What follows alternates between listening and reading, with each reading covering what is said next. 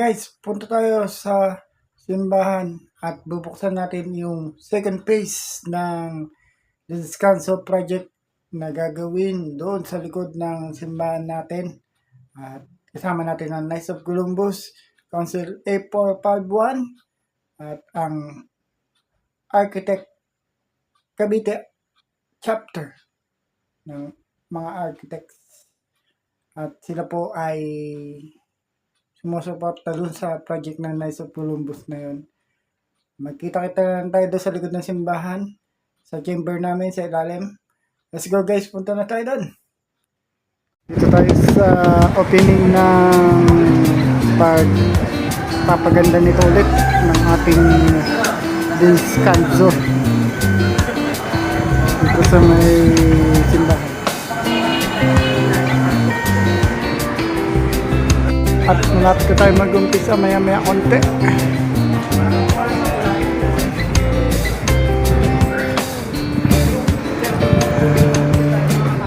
Otep!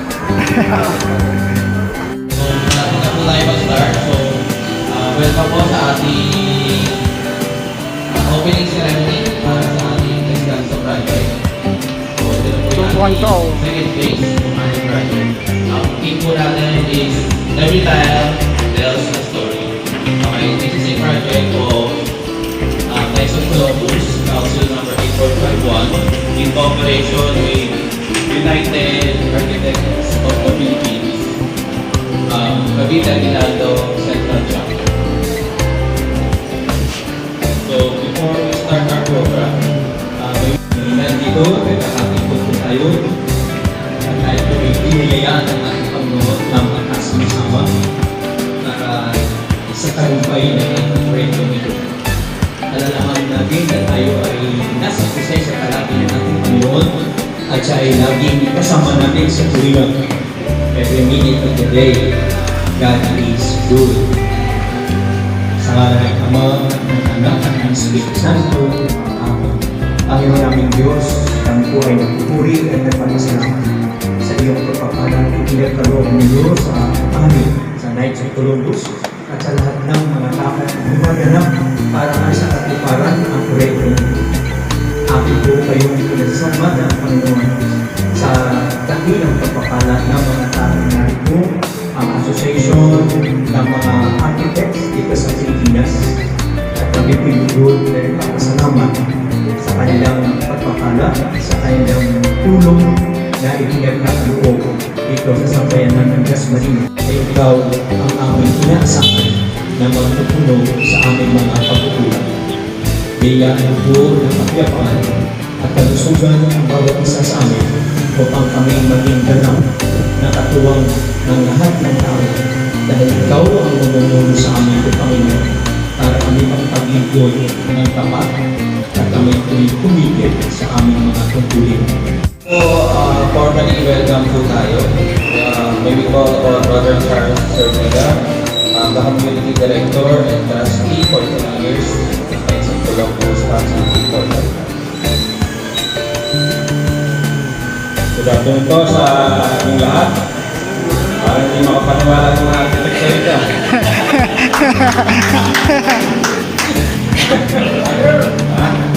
Brother. Welcome po sa Immaculate Conception Parish Church, Dasmariñas, Cavite, sa mga hindi nagdadasma. Welcome po dito. Ito po ang chamber ng Knights of Columbus 8451 sa taas. So, dito pong project na to, nasimula last year natapos. Panahon ni GK Number, ni PGK Number. So, kung makapapansin po yung upuan nyo, ito po dati parang gubat. So, ngayon, nagkaroon ng project. Nung ako po ang Grand Knight na magkaroon ng tinatawag natin yung Descanso project. So, meron tayong rest area, drinking fountain, and tapos konting landscape. So, salamat sa mga tumulong noon. Yung taon naman na to, itutuloy naman natin hiningi namin yung tulong ng United Aspects of the Philippines Aguinaldo Central Chapter para maituloy na mapaganda dahil nakita natin malaking tulong itong dati karahe ko eh. So malaking tulong mapaganda na ma-itiles itong pilarin na to. So yun welcome po sa ating guest priest, Reverend Father Calvin Banay-Banay. Welcome po, good afternoon. Welcome din po sa ating sponsor, ang Hero Granite, si Miss Emily Desena. Tapos, welcome po sa ating President ng UAP Cavite Aguinaldo Central, si Mark Igong-Igon. Vice President po for Plans and Program, si Christopher Estevez. Vice President for Jason Mitch, si Architect Kay Basbas, ang ating kasama, si Ma'am Roma Sanchez, ang ating advisor, yung medyo nagkakaedad na, si Architect Ed Samson. Sa side naman ng sa Pagkakos, ang ating granite po, si Florante Alangum. Ang ating community granite, si Teodoro Teddy Yudurito. At marami ka pong iba, no? Hindi ko na may isa-isa. Ang ating pong district director, katabi ni Architect Samson, si Jerry Sergio. So, welcome and good afternoon. Cavite Central. Ang buong Cavite po, ang mother chapter ay ang UAP Cavite. So, nag-iisa lang po dati yun. Sa nagdaang taon, pang 4 years na natin, magpa 5 years na yun, December 20. Yung si Architect Ed Samson, yan po ang lumikha. Nakasama ako na, nag-aplas. Nagbuo kami ng UAP Cavite Aguinaldo Central Chapter. Kasi sa buong Cavite, napakadami na pong arkitekto. So, isang way na makatulong is bigyan chance yung mga member na mag-participate. Kasi kung isang chapter lang, nakalinya kung sino magpe-presidente, vice president, magiging director, so matagal. So, isa sa nakita niya na bumuo kami ng isa pang chapter. So, ito yung UAP Aguinaldo Central Chapter na ngayong December 20 ay 5 years na. Nasundan uli yan. So, maraming nagsunod sa ang Sierra Alta, tama ba ako? Upland, Alta Sierra Chapter. Sa parting Upland naman po yun. Pang 3 years na ngayon. Tama? So, yun naman po. Ang Knights of Columbus naman po, Council 845 Watt, marami din pong mga council. At wala kang po ulit dito sa Immaculate Conception Parish Church. Thank you po. Thank you, Architect Brother Charles Sermina. Then, palakpakan po natin yung ating mga sponsors. Yung Granite, yung Tito, UAP, True Knights of Columbus. Okay, so para tuloy-tuloy na po ang ating program, we will call on Reverend Father Calvin Banay-Banay, Guest Priest, Immaculate Conception Parish, para po i-bless po yung ating program. And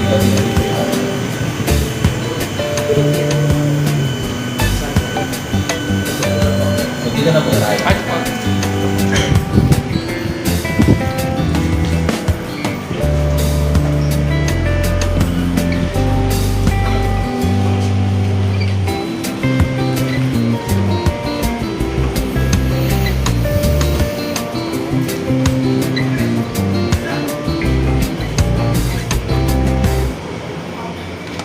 Sa ngalan naman ng Anak ng Espiritu Santo, sumainyo ang Panginoon. At sumayin.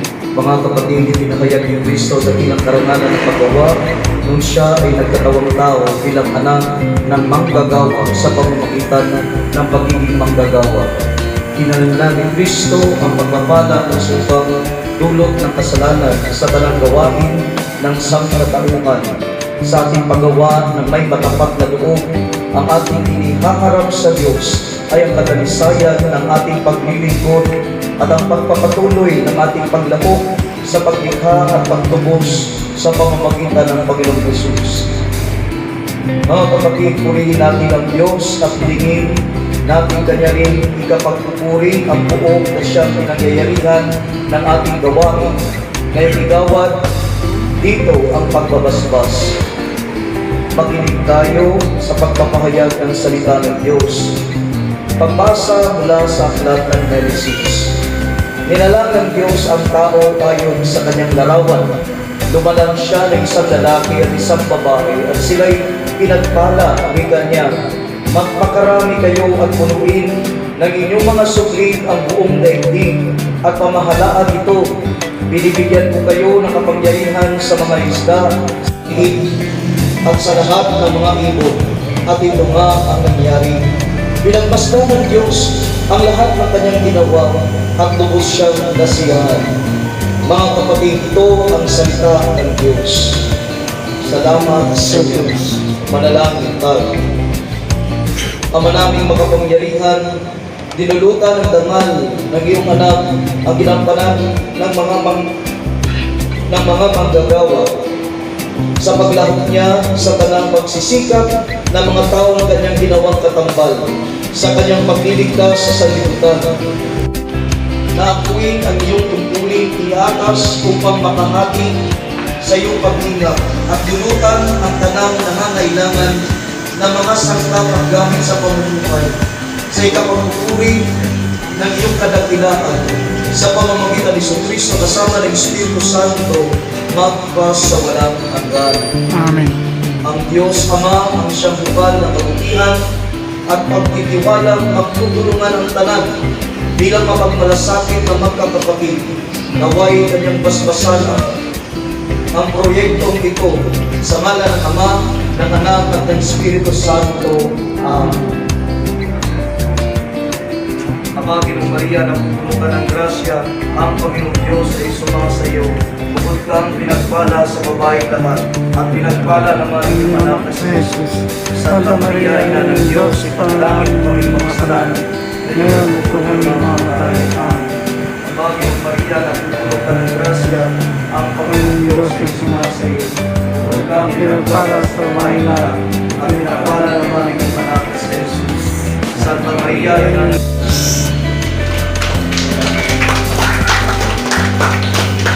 Thank you po, Reverend Father Calvin Banay. Bago po natin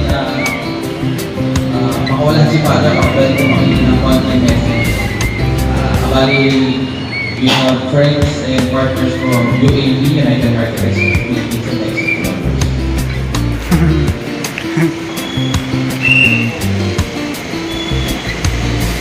Magandang hapon po sa inyo mga kapatid. Pwede ko lang ang surprise. Holiday na pakaganda mo kayo. Mula sa lalong-lalo na yung pagsisikap natin na ipahayag ang mabuting balita. Hindi lang ito sa libro o na isaan maririnig natin lamang sa simbahan kapag tayo ay nagsimba. Kundi sa Kristiyanong prinsipyo na kung saan ito ay kumbaga nagiging in flesh o nagkatawang tao sa lahat ng ating mga ginagawa sa buhay. Alam ko at alam natin lahat dahil hindi lang ito basta-basta proyekto na gagawin natin para lamang mapaganda ang paligid kung ano ba ang dapat natin pagawin sa lugar na ito. Dahil itong proyekto na ito, for sure, ito ay nakaakibat sa ating misyon. Sa misyon na kung saan hindi ko naman masyadong kabisado ang Knights of Columbus, but for sure, ay ito'y gawain ng Diyos. You have a special charism sa simbahan na kung saan ang proyekto dito ay nakaakibat sa misyon na ito. Kaya nga ito'y napakaganda habang tayo nagdiriwang ngayon sa simpleng pagdiriwang na kung saan alalahanin natin, this is for the greater glory of God. Hindi ito pagyayabang na nakayanan natin kung ano pa. Dahil itong lugar na ito'y paalala sa atin na lahat ng ating ginagawa ay para sa Diyos. Dalawa, ipapaalala sa atin, hindi lang ito, itong mga kapatid, sa lugar na ito, magtatapos. Sana, i-challenge natin ang ating sarili na bawat isa sa atin, hindi lang dapat magaling sa samahan. Kung saan natin yan, o sa samahan, o sa karisma na kung saan tayo tinawag ng Diyos. Kaya nga, manalangin natin, layo natin. Pero, ito ay, hindi naman ito may sakatuparan kung may gawa natin. Kung there is no force is out, kumbaga, a drive in us na to push us sa proyektong ito. And of course, ito ay ang ating pananampalataya. Kaya na, may magpasalamat ko sa pagkakaisa na pinakita ninyo sa simbahan na ito. Naway, ito'y magdulot sa atin na makabulugang samahan, makabulugang pananampalataya at pag-ibig sa Diyos at sa ating kapwa. Sa ngalan ng Ama, ng Anak at Espiritu Santo. Amen. The President of UAP Cavite Aguinaldo Chapter, Architect Mark Arnel Ibon Ibaltoro. Thank you. Magandang hapon. Pleasure tuloy ako din sa tayo sa bata. Parang hindi lang ito masyado message ni Father. Anyway, wala akong mahabang pinag-air message na ako first. Hindi, first of all, glad we did yung chapter ng UAP Cavite Aguinaldo Central na makatulong collaboration with ICC. Kasi nakita namin yung area kasi na ginagamit yung benefit talaga yung sabi nga ni Brother Charles, ginagamit siya ng mga sakistan. So, most probably kasi sa amin, yun nga, sabi ko sa chapter na dapat yung magiging projects na si Ma'am Emeline, actually galing pa ano yung kahit Ma'am. Yun, galing Paris pa yung guys. Actually, kaya na din, Paris pa. Tapos yun yung donate nila. So, maganda pa kasi aside from a lot of classes na tiles yung ilalagay na, kaya so, yun yung kagandahan. Sabi nga, yung Diyos yung pumikilos. Kung sa tutusin talaga, wala sa plans and programs namin itong activity na. Pero nakita nga namin yung potential para makatulong at para ma-showcase yung linyada ng bawat arkitekto. Kung anong proyekto yung kaya namin ibigay, tutulong kami hanggang kaya namin. Yun lang po at salamat din sa pagtanggap, sa pagbigay ng budget para makatulong kami sa kapwa bawat Ilon, President, United Architects of the Philippines, Cavite Aguinaldo Chapter. Now for our tile sponsor, Miro Granite, the Swiss quality tile, may we call on Miss Emily Desena.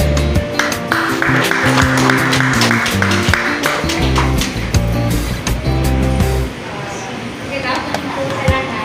Actually, I am under Miro and part of the Miro all of the Miro, right?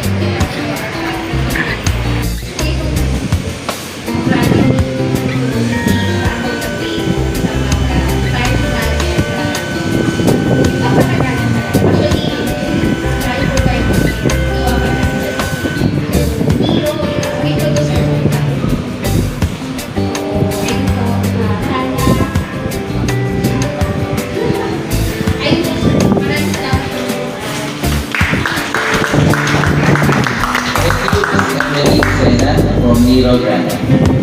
Next, Brother Fulante Yu. Nice. Okay, good afternoon po sa inyo lahat. Welcome po natin yung United Architects of the Philippines, yung ating tile sponsor from Miro Granite. Hindi ako maging message sa inyo. Ngayong araw na to, pinag-diribang natin ang isang makabulang aksyon.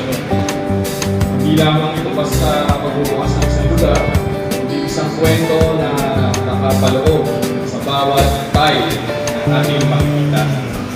Ang bawat piraso ay may kanya-kanyang scope na nag-uugnay sa nakaraan, kasalukuyan at sa hinaharap.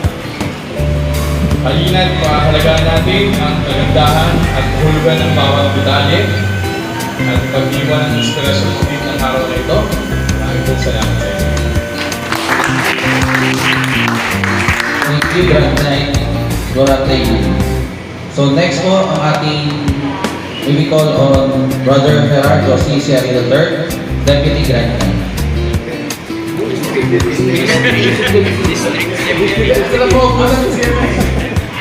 Dami na kwento about the projects. Anyway, sige po. Kung our council po 845 na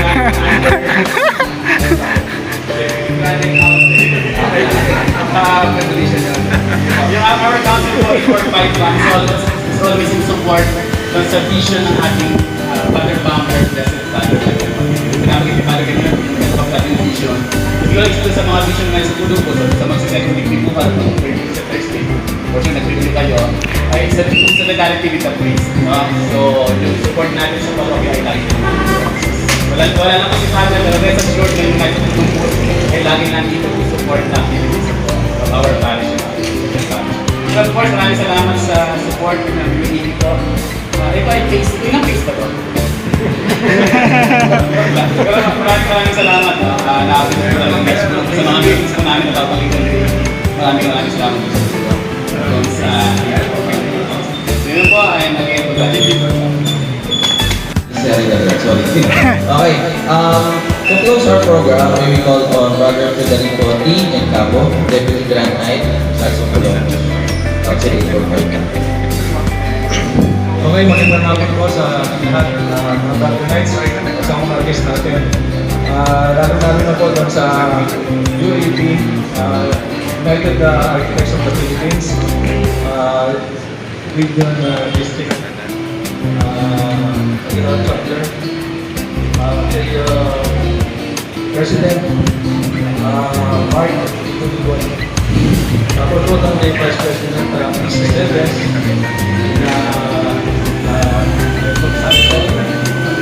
na Mr. Deves, Palastas, at Mother Roman, Sanes. Brother Federico T. Encabo. Okay, so that's it po. Maraming salamat po sa umatin. Again, congratulations po sa ating lahat. Palakpak po natin. Knight of Columbus, Council number 8451, United Architects of the Philippines, Cavite Aguinaldo Central Chapter, and pasalamatan din po natin Nino Grand Knight para sa ating tiles. So bago po tayo karoon ng konting salo-salo doon, maybe call on everyone po para magkaroon tayo ng group picture. Guys, tapos na po yung pag-opening natin ng second phase ng Descanso Project ng Knights of Columbus. Kasama natin ang Architect Cavite Chapter at ang Knights of Columbus Council 8451. At nakuwi na din tayo. Thank you for watching this video. Please comment, like, and share na din po. I'm Lodi Elgin, Egin Digisman Vlogs, Egin Digi Vlogs. Thank you for watching, guys. And please support our Facebook page, Elgin Digi Vlogs. And please support our YouTube channel, Egin Digi Vlog 2. Egin Digi Vlog din. Thank you for watching, guys. Bye-bye. Bye-bye, guys. Thank you for watching this video. Please hit the notification bell and subscribe button para lagi kayo update sa akin mga videos. Bye-bye!